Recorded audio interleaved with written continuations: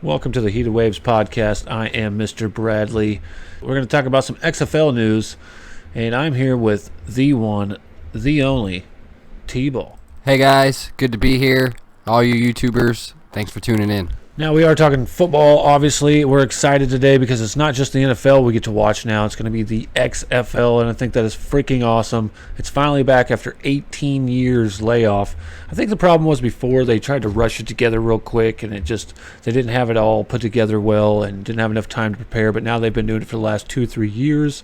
So we got some insight on it, and we're going to let you guys know about it when it comes back, what channels it's going to be on, how it all works, and we got some rule changes and stuff too, I think, for T-Ball. Yeah, definitely maybe some new rules, definitely some older ones still in play as well. One of the rules that kind of stood out to me a little was the fact that they had a new rule implemented to where any ball, whether thrown backwards or forwards, behind the line of scrimmage, if dropped, is a fumble. Which is a little interesting. So, for example, if you were to throw a screen pass behind the line of scrimmage and he drops it, it's no longer an incomplete in the XFL. It is a fumble.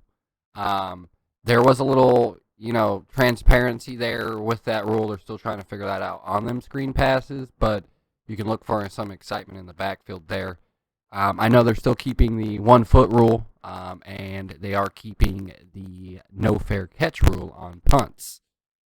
Overtime, which was interesting, is basically like a mid-round robin. Basically a round robin to where they start on the 5-yard line, as I think before they started on the 2-yard line, and they basically round robin trying to score, and whoever the first person scored obviously got the win in the overtime.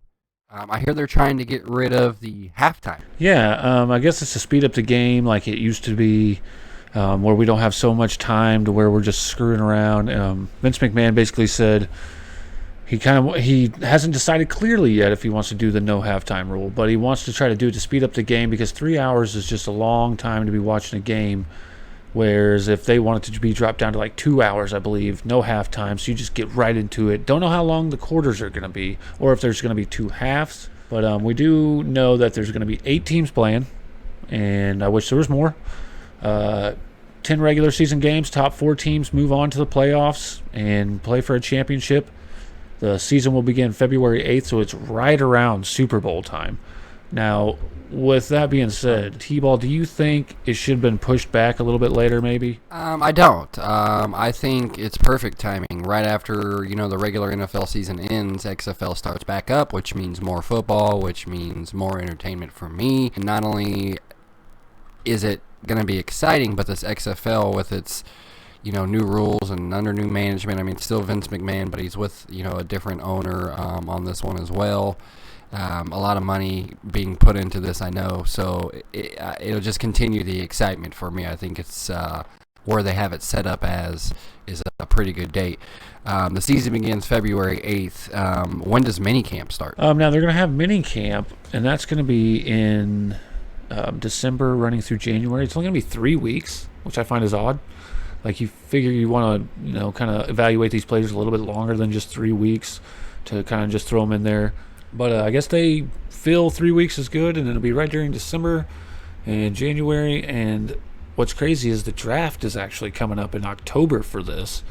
And I think that is crazy because there's going to be a total of 800 players invited to the draft.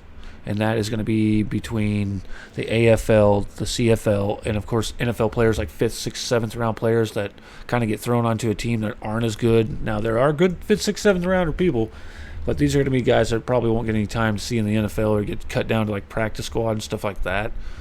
Every team will draft 70 players. No free agency. Whoever's left over after the draft, if there's anybody extra guys, they're going to distribute them throughout the teams. I guess the games will be televised on ABC, ESPN, and Fox, and also you can watch them on any streaming device. They're trying to get that going as well, so it'd be real huge, and you can watch it any single way possible. My question to you, T-Ball, do you think this time around, after 18 years, they're going to get it right? It's going to last more than just a season or two? Well, I guess that's the big question on everyone's mind. Can Vince McMahon make it happen this time around? I would imagine with there being no halftime, which the NFL relies on heavily to, promote ads and make their money that way. With the XFL not implementing, a halftime no halftime probability, I would imagine that the big question is are they doing these different channels and the live streams to try to generate more ad space or more ads? Do they generate more ads through live streaming? Is that how that works? It's interesting to see how they're going to make money, especially since they're only playing 10 games, which also brings up another question. If they're going to only have 10 games, obviously, like we spoke about with the 18-game schedule, they would obviously, if they did that in the NFL, they would have to, obviously pay the players more money. I would imagine with this 10-game schedule, it keeps the salary cap down, and it allows Vince McMahon to pocket a little bit more money. So I think basically what it's going to come down to is can Vince McMahon play his cards right? He's, like I said, 18 years has been a long time. It's a long time around the corner. So obviously, if it doesn't work out this time around, then that whole 18 years was just a big waste. So I think with the way the NFL is nowadays, I feel like the scrutiny that they're under, especially for kneeling and stuff like that, it's going to draw a lot more attention to the XFL, and the XFL might just be that much more exciting than the NFL. And they might actually be just so much better in everything. It would be crazy to see them overtake the NFL. That'll never happen, but I think this time around they've got it right. They've got what they need rules-wise. They have teams, 8 teams. It's kind of sad. I mean, we have 32 in the NFL. I figure there's probably more teams that may expand from this if it does elevate this year. Like, if it goes well this year, I don't see why not they wouldn't expand it 2 more teams next year, or maybe 4 teams, or any kind of thing like that.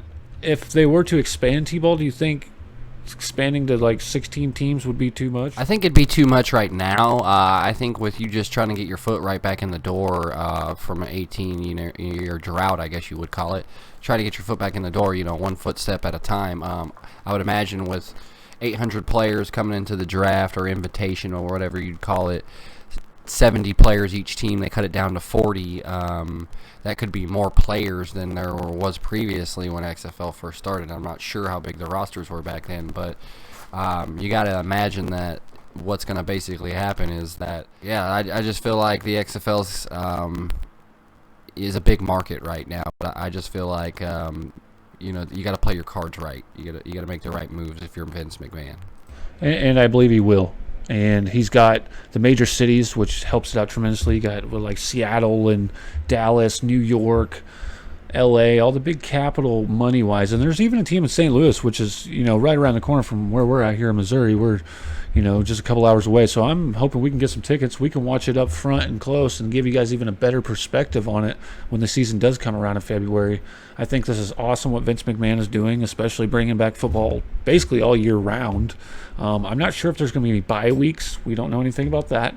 We don't know if there's certain game, salaries you get, or if it's for everybody throughout the whole season, whoever wins the whole thing, like it kind of was in 2001.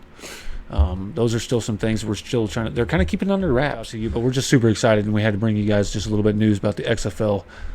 T-Ball, do you have the team names? Or some of the team names possibly for that? I have an idea, kind of like a basis, like you were mentioning earlier. It's bigger cities. In the Western Conference, it's Dallas, Houston, Los Angeles, Seattle, and then you have an Eastern Conference, which consists of New York, St. Louis, Tampa Bay, and Washington, D.C. Now, some of these team names could be wrong. I know Houston is looking at becoming the Houston Cougars. The Los Angeles is the LA Galaxy, which I don't know if that's right. I'm pretty sure that's their soccer club over there. They could keep it the same. I'm not sure. Seattle is going to be the Seattle Sounders. Tampa Bay is going to be the South Florida Bulls. And Washington, D.C. looking like they're going to be D.C. United. So some teams there, it should be an exciting XFL year. I think with how fast-paced it's going to be, not only that, but the big hits and the nicknames that they get to put on their jersey just brings a lot more excitement to the game. And I think you're right about the speaking about the nicknames in the back. They were asking him, Vince McMahon, if they were still going to do that, like 2001 they had him. If you guys remember a guy named He Hate Me, he was on the back. He said yes, it's a possibility. He said that He's not saying no, but he's not saying yes. But he was also thinking previously that they were going to change the XFL to a different name, but the XFL marketing was actually way better for it, so he kept it that way. So if he does it the same way he did the name of the XFL, keeping it the same, you could see players' names or nicknames on the back of jerseys, which would be awesome. Obviously, there's not going to be derogatory ones like we were discussing before and stuff like that, because then you're not going to be able to show it on national TV, especially regular TV channels like ABC and Fox. It just wouldn't be fair. But I think it's really cool. I think the concept's awesome again, and I think they, like I've said 10 times now, I think they got it right. They're going to get it right. There's a great market for it, and we're here at Heated Waves. We're pretty excited about ourselves. So yeah, it should be an exciting year. I think with those nicknames, to hit on that again, it's kind of one of those things you don't want to come out and put something dickish on the back of your uniform and make a bad name for the XFL in the first year. Because as soon as something like that happens, they're gonna be asking, Vince McMahon, why are you letting these players come out wearing this derogative stuff? So I'm sure they'll keep it under wraps pretty heavily, but I would imagine sometime down in the near future, if the XFL can make it, you might actually see an instance where one of the names might come up and somebody might take a little bit of offense. And there's going to be people taking offense to everything everywhere. But that's what we got on it. I'm Mr. Bradley, and here always with me is my great co-host, T-Ball. Don't forget to like, subscribe, share. You can find us on social media, Instagram, Twitter, Facebook. Don't forget to click those buttons. We really appreciate it, guys.